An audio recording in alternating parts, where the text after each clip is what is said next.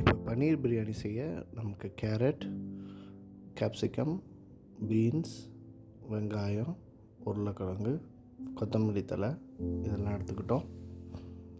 அதுக்கப்புறம் ginger garlic paste, கருவேப்பிலை, பட்டை, கிராம்பு, ஏலக்காய், பிரிஞ்சி இலை எல்லாம் ரெடி பண்ணிக்கோங்க.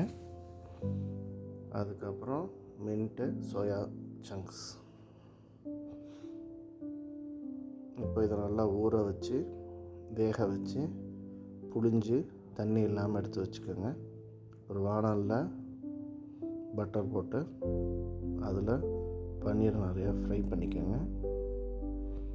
பன்னீர் நல்லா கோல்டன் ப்ரௌன் கலரில் ஃப்ரை ஆனதும் இந்த பன்னீர் எடுத்து தனியாக வச்சுட்டு ரைஸை ரெடி பண்ணிக்கோங்க. ரைஸை நல்லா ஊற வச்சு ஒரு 2 hours ரைஸ் ஊறணும். அதுக்கப்புறம் தயிர் எடுத்துக்கணும். வாணலில் வச்சுட்டு அந்த வாணலில் எண்ணெய் போட்டு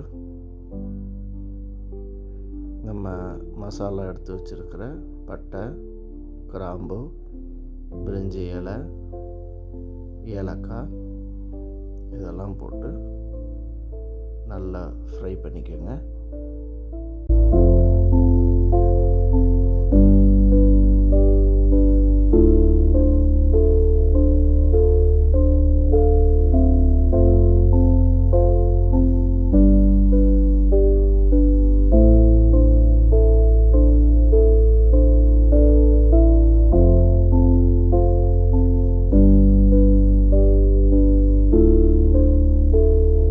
எல்லாம் நல்லா ஃப்ரை ஆனதுக்கு அப்புறமா அதில் கொஞ்சம் கருவேப்பிலை,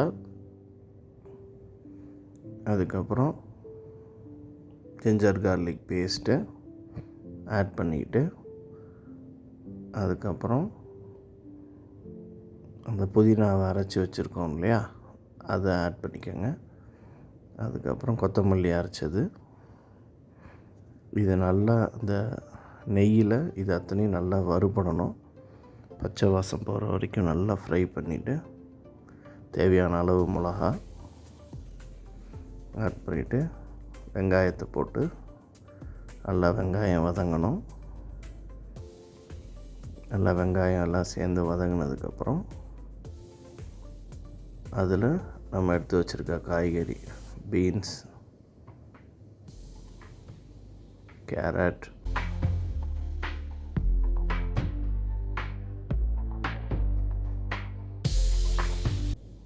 உருளைக்கிழங்கு,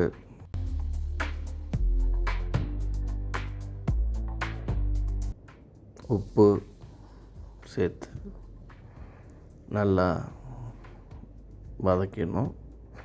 வதங்கினதுக்கப்புறம் மேலே கொஞ்சம் மல்லி தூவி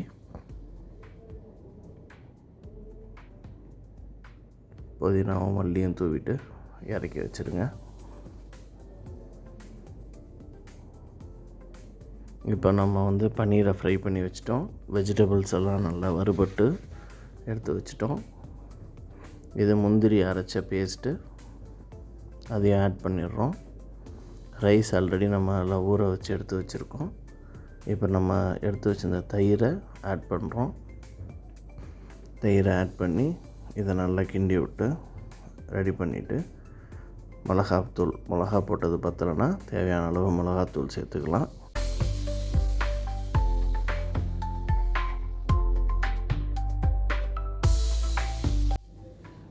மஞ்சள் தூள், பிரியாணி மசாலா,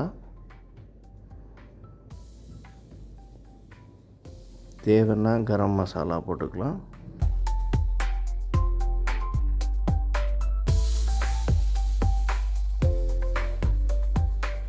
அப்புறம் நம்ம ஊற வச்சுருக்க ரைஸ் எடுத்து இந்த மிக்சரில் சேர்த்து நல்லா மிக்ஸ் பண்ணிக்கோங்க. தேவையான அளவு நெய் சேர்த்து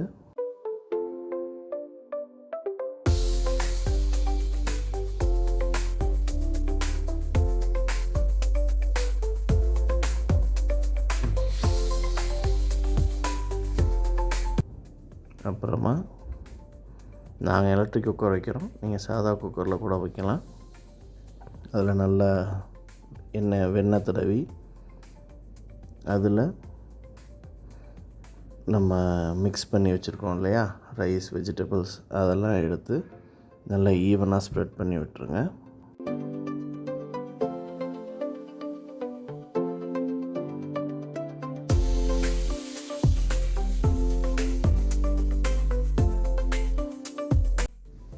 எல்லாம் முடிஞ்சோன்னா அதுக்கு மேலே நம்ம வேக வச்சு புழிஞ்சு வச்சுருக்க சோயா சங்க்ஸ் போட்டு பன்னீரையும் மேலே போட்டு குக்கரை வேக விடுங்க.